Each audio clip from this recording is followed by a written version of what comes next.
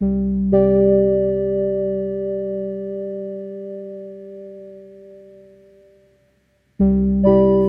is the single most used noun in the English language. Time's measurement is everywhere. We are all obsessed with it. We cannot get enough of it. It is both a killer and a self-healing substance. Sometimes, if we are lucky, time will stand still. And yet, what is time? Time is imperceptible, it is immaterial, it is invisible and untouchable. We cannot grasp it or define it, and yet time dominates our lives.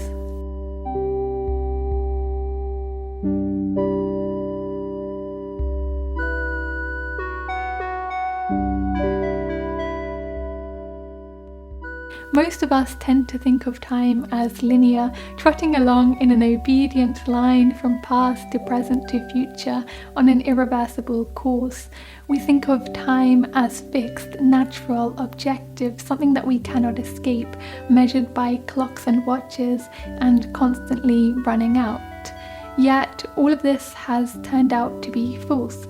Everything that we know about time is an illusion, it is a social construct and a political weapon.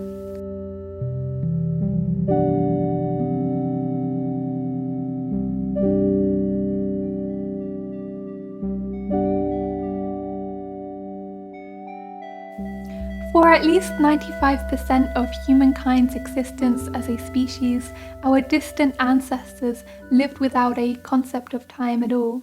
People lived in an eternal present. There was no future or past, clocks or calendars, history or progress. Time was not numbered or measured. Instead, time was experienced as cyclical, according to the rhythmic cycles of life embedded in the sun and the moon, the growth of plants and the seasons. Whilst life was not easy in many ways, they felt no pressure to succeed or progress. There was no uniform working day. Time was unenclosed and everlasting. It was a time, wrote medievalist Jacques Le Goff, free of haste, careless of exactitude, and unconcerned by productivity. Many cultures across the globe still experience time as cyclical today. The Hopi people of Native America imagine time as a self-contained wheel. The Urracan people of Peru use the cycles of the sun and moon as watches. Many Eastern religions, from Hinduism to Buddhism to Taoism, view life, death, and rebirth as a continuous circle. For most of us in the West, this cyclical view of time of our distant ancestors and distant cultures seems alien. Yet, when we really think about it, the time measurements that we use in daily life are cyclical. Hours, minutes, days, weeks repeat and cycle again. The moon, the sun, and the seasons cycle. We have tide cycles, migration cycles, weather cycles, and mating cycles. Great thinkers from Aristotle to Polybius, Ibn Khaldun, and Karl Marx all believed there were cyclical patterns in history determining the rise and fall of empires, political powers, and economic systems. Even at the level of quantum physics, time appears to be circular rather than linear. Einstein's theory of relativity found that gravity has the effect of curving time, and Stephen Hawking discovered the strong curvature of space-time around black holes. So whilst we tend to think of our view of time as natural, objective, inevitable, the current Western linear view of time is actually incredibly unusual. Gerald Withrow, the expert on the philosophy of time, summarized this very well when he said, "Our conception of time is exceptional, is one of the peculiar characteristics of the modern world." Whilst early versions of clocks had been invented as far back as the 14th century, it wasn't until industrial capitalism of the 18th century that linear clock time really took off and everything drastically changed. The world was no longer just an everlasting churn of cycles. The rhythms of human life were now dictated by a clock and timetable that measured time as linear from past to future. So significant was the clock that the historian of technology, Lewis Mumford, argued, "The clock, not the steam engine, is the key machine of the modern industrial age." without clocks, the Industrial Revolution may not have been possible. Synchronizing so many workers on assembly lines required temporal coordination. Measuring the speed of their workers meant factories could hyper-accelerate production, and slicing time into smaller and smaller increments was a useful tool for controlling, commodifying, and exploiting people's bodies and labor. People ceased to own their time. Their time now belonged to their employer, who could profit from their labor. All of a sudden, time was money and money was time. In other words, time became a powerful political weapon. Those who control time control our lives. The tyranny of the clock was not accepted lightly. In Paris, rebels destroyed public clocks across the city. In Bombay, the famous Crawford Market clock was shattered with gunfire by protesters. And in London, in 1894, the anarchist Marshal Bourdin famously attempted to bomb the observatory, the centre of globally standardized clock time. Summarizing the uproar of the time, a Scottish industrialist spoke of the utmost distaste on part of the men to any regular hours and regular habits, and workers shocked that they could not go in and out as they pleased, and have what holidays they pleased. Despite these protests, the seizure of people's time did not stop. Instead, it expanded beyond the workplace. Industrial capitalism turned the timetable and assembly line into a blueprint for most human activities. Every aspect of people's lives became far more scheduled, punctual, predictably recurrent, time-bound, and time-dominated. Today we are controlled by the invisible hand of time to such an extent that a restlessness has seized hold of many of us. Time not working is seen as lost or wasted. We're so desperate to squeeze as much out of time as we possibly can that we frantically attempt to use each second of the day as efficiently as possible. Most of us deeply believe that there is a proper time for us to reach a goal or milestone in life. The first thought that we have when we wake up out of bed in the morning is, what time is it? Am I late? Even free time is not really free at all because it's time spent consuming or time sucked into the attention economy for corporate profit. In short, we have become the slaves of time. Like Frankenstein, we have become victim to our own invention, machine turned monster. What was lost? Time varied, elastic, and colored. Time local, mischievous and ribboned. Time seasonal, haphazard, red-lettered, and unpredictable was gone. Time was wearily dreared out of bed, convenienced and colonized, mapped, leveled, privatized, enclosed, counted in and accounted out, factoried in and factoried out. Days of equal width, hours of equal length of watched time replaced the stretchy hours of sun time and the seasonal days of times gone by.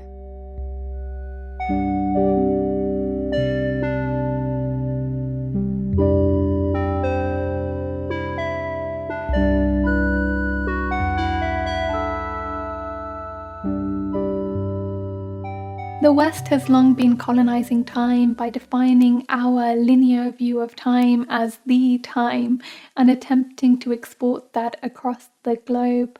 Once upon a time, there were thousands upon thousands of different time zones. Now, most time zones are money-orientated and coordinated with the largest trading blocks of the world. Once there were many calendars. The year 2000 was the year 2544 in the Buddhist, 1420 in the Muslim, and 5760 in the Jewish calendar. Now most people are forced to follow our Gregorian calendar. Once there were many measurements of time periods. The Maya Mesoamerican civilization had considered a 260-day cycle. The Inca Empire of South America used 8-day weeks. Now most people across the globe are forced to adhere to our 365-day, 7-day week time periods. Many Indigenous groups experience time as cyclical according to the rhythms of nature, They did not believe in meaningless toil and obedience to the clock. wrote the sociologist Mike Donaldson. To them, time was not a tyrant. Yet colonizers reported Indigenous people didn't know time, didn't know how to work, were lazy and idle, working on African time or on Aboriginal time. So often, one of the first things colonists did was to force them to learn time, forcing them to adhere to linear clock time, capitalist efficiency, acceleration, productivity, work discipline, and exploitation of their labor. Today, very little has changed as Western-backed institutions such as the IMF and the World Bank are constantly trying to assimilate people across the globe to our view of time. In his book, The Colonization of Time, the historian Giordano Nani wrote, The project to incorporate the globe within a matrix of hours, minutes, and seconds demands recognition as one of the most significant manifestations of Europe's universalizing will. The colonization of time did not just stop with the colonization of people, it also involved the colonization of nature's time. Time is everywhere in nature. It is in the trees as the oxygenating lungs of the earth. It is in plants who are less short-sighted than us, investing time and energy for future survival to avoid extinction. Even wildfires and flooding arguably have temporal dimensions as nature's warning cry to humans that it is time to change our ways before it is too late. Yet rather than listening to nature's time, our manufactured time is fundamentally opposed to nature's time. We extract from the earth more than nature can renew. We breed crops that overcome nature's seasons. We choke the planet with emissions far faster than nature can produce oxygen. The rapidity of change and the speed with which new situations are created follow the impetuous and heedless pace of man rather than the deliberate pace of nature. In other words, whilst linear clock time is effective at perpetuating the demonic fast pace of capitalism, it fails to coordinate us with some of the most pressing climate catastrophes taking place. My clock tells me nothing about what's happening on the Antarctic ice shelves. I can't predict how much methane is being released from the melting permafrost. I don't know which creatures will go extinct today. Our time horizons are fixated on the tax year, not the solar year, on monthly bills, not the 4 seasons, on the electoral cycle, not the cycles of nature. Our whole framework for understanding time leaves little room for us to listen to or coordinate ourselves with the time in nature. The more that we synchronize ourselves with the time in clocks, the more out of sync we are with the time in nature. So to insist that our linear view of time is the time is a profound form of ecological domination. Our Western linear view of time is viewed as a relentless march of progress, rising ever upward from the past to the present to a better future. And part of the colonization of time has involved trying to assimilate other people across the globe to our view of progress.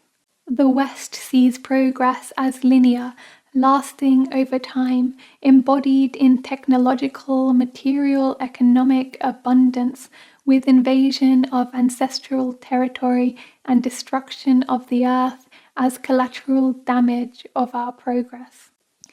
In the traditional Indigenous worldview, on the other hand, progress is seen as making sure that the cycles of life are maintained, from daily care work to the fundamental ecological processes. We in the West tend to see other nations as undeveloped or backwards or stagnant because they're not as advanced or developed or modernized as us. Yet across the globe, many Indigenous groups, including the Karen of Thailand and the Koji Indians of Colombia, see us as the ones that are less progressed. We are seen as immature, arrogant, and greedy. We are seen as undeveloped in our spirituality, our kindness, our communication, and our relationship with each other and the land. Zapata, a spokesperson for the Hopi, said that the role of the indigenous people was to take care, but the little lost white brother, the youngest of the bunch, is destroying the earth. So the Western linear view of progress pretends that it is objectively good for everyone, when in reality it is only good for those that it serves, the rich and the politically powerful. Trainer Tate, a Maori freedom fighter from New Zealand, aptly summarised this sentiment when he said, Your progress is not ours. In short, there is not just one linear view of time, there are a plurality of times, so to insist that our view of time is the time is a profound form of cultural imperialism and ecological domination.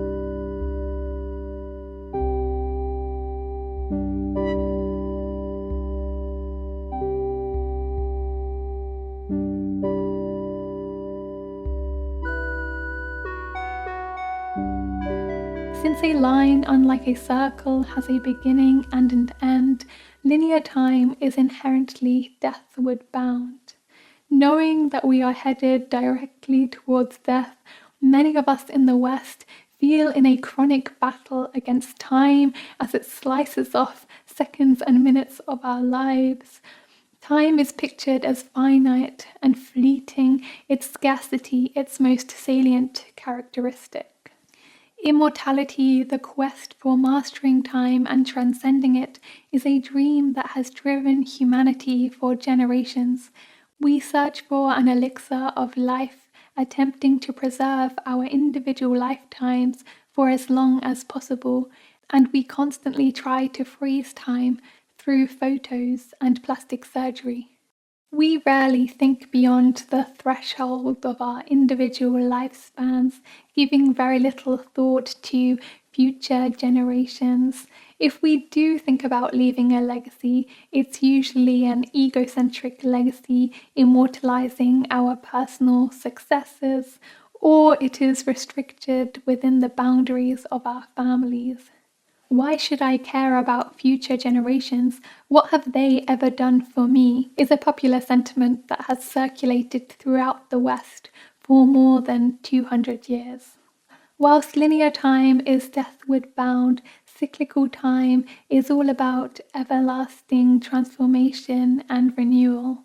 With a cyclical view of time, we understand that the earth that gives birth to all living things also ends up devouring us as we end up in the ground, rotting into the earth. When we rot, we decompose, and other things will come of us. Sureyani Poroso of the Leco people in Bolivia says, We have no word for death in our language. Time is not inert. Life returns after death.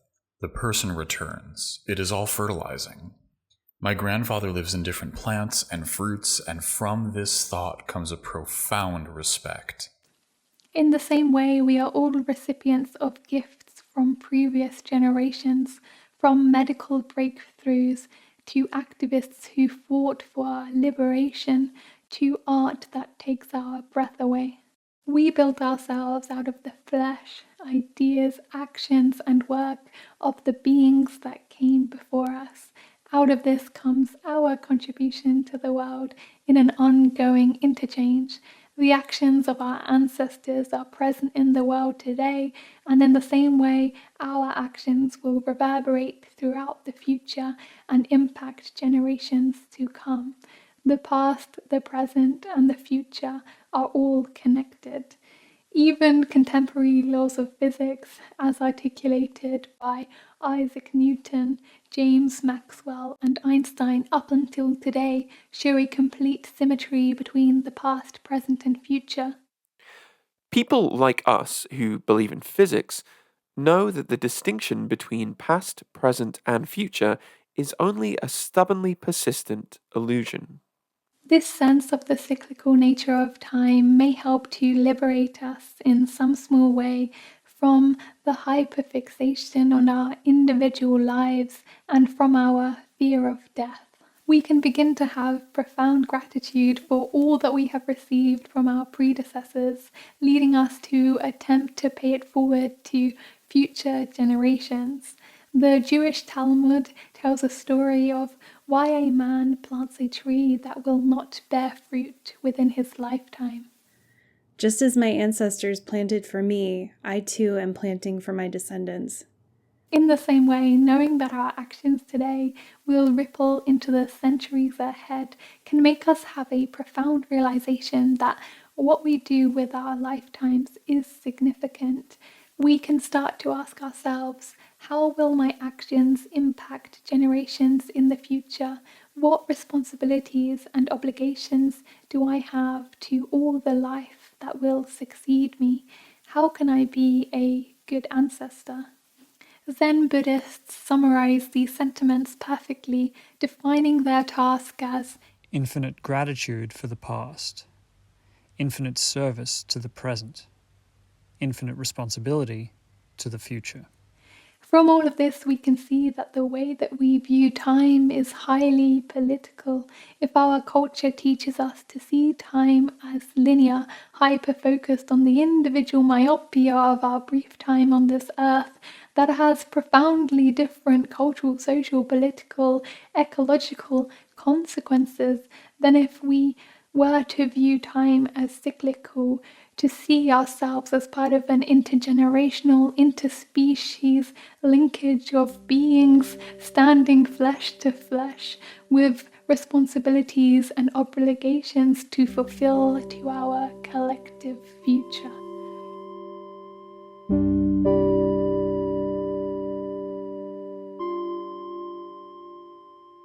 I've only touched on the tip of the iceberg on the many important things there are to say about time, but I hope that in this video I have shown in some small way that time is not just a metaphysical curiosity. Linear clock time is a social construct and it is a political weapon with profound global consequences. Since our modern view of time is a social construct, could we not resuscitate our imaginative muscles to bring to fruition a radically new vision of time? What would it look like to enter the world without clocks, with no sense of time at all? How would society be different if our view of time were not structured in a past to future narrative at all, but if time were a non-linear thing? What would life look like if we coordinated our time with the rhythms of nature rather than the artificial clock?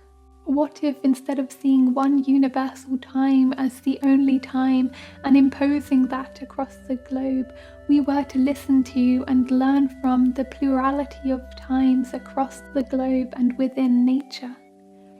What if instead of having our time controlled, scheduled, enclosed, we reclaimed our time, a time that is seasonal, elastic, unpredictable, playful, mischievous, impromptu, sporadic, haphazard, unhasty, following the stretchy hours of suntime and the gentle rhythms of nature?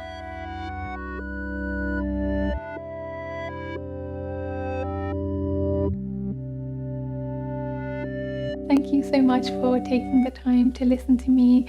I have zero desire to do self-promotion or sponsorships, so I'd really appreciate if you could consider liking, sharing, subscribing, and consider becoming a Patreon to help me to continue to make videos. I am really incredibly grateful for my current patrons for making these videos possible and giving me the opportunity to spend my time reading and researching and writing, which are some of my biggest passions. So thank you so much for that, and thank you to James for editing this video.